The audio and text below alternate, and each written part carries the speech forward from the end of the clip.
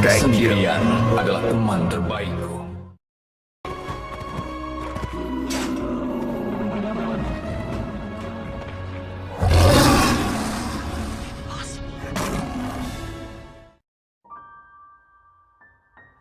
Halo guys, kali ini kita akan sedikit bernostalgia membahas film fantasi pada masanya.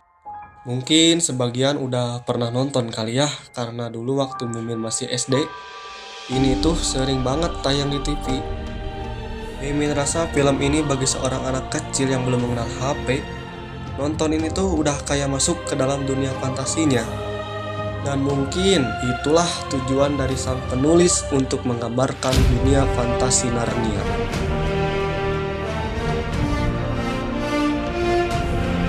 Berdasarkan Wikipedia, Narnia atau dalam lengkapnya The Chronicles of Narnia ternyata adalah cerita seri novel bertema fantasi yang ditulis oleh Bapak C.S. Lewis. Novel ini ditulis pada tahun 1950 sampai dengan 1956 dan terdiri dari 7 seri novel. Cerita dari seri ini berkisah pada petualangan manusia atau disebut juga dengan Putra Adam dan Putri Hawa yang masuk ke dalam sejarah dan alamnya Narnia. Di sini binatang dapat berbicara, sihir adalah hal yang biasa, dan banyak keajaiban lainnya yang bisa terjadi. Sampai sejauh ini dari 7 seri novel baru ada 3 cerita novel yang diadaptasi menjadi film live action.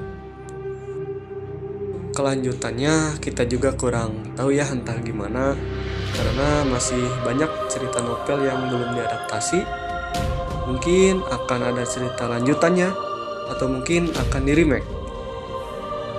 Karena seri ini sebenarnya punya potensi yang kuat, apalagi bagi sebagian orang cukup berkesan karena hadir di saat masa kecil yang belum mengenal apa itu HP.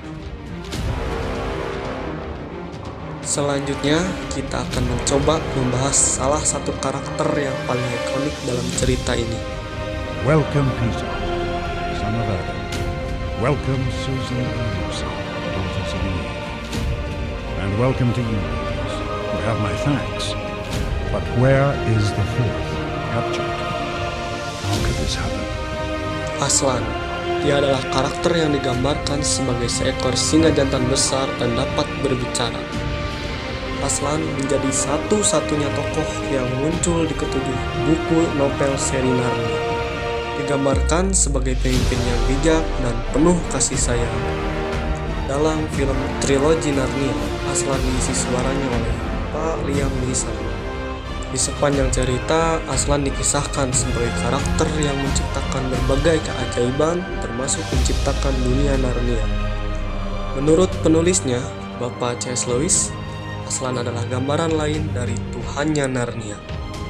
Pada film pertamanya, Aslan pertama kali disebutkan oleh berang-berang ketika anak-anak manusia tiba di Narnia.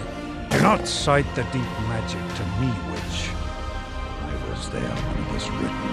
Berang-berang menggambarkan sosok Aslan sebagai Raja Narnia yang sebenarnya. Telah kembali untuk membantu rakyat Narnia dan membebaskan negerinya dari kekuasaan penyihir putih.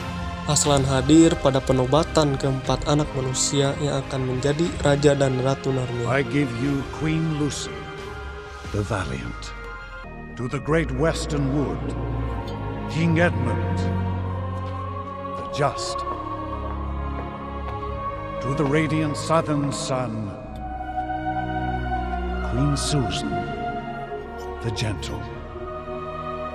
And to the clear northern sky, I give you King Peter, the magnificent.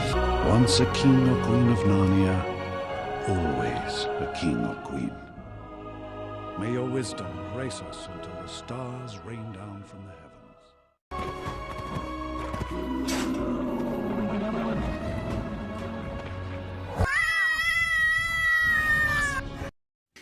Oke, itu mungkin sedikit penjelasan tentang Narnia dan sedikit pembahasan tentang karakter Aslan.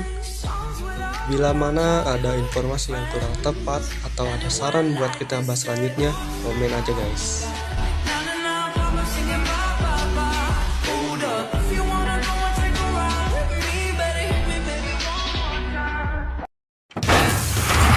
Putang ina! Si Optimum Prime!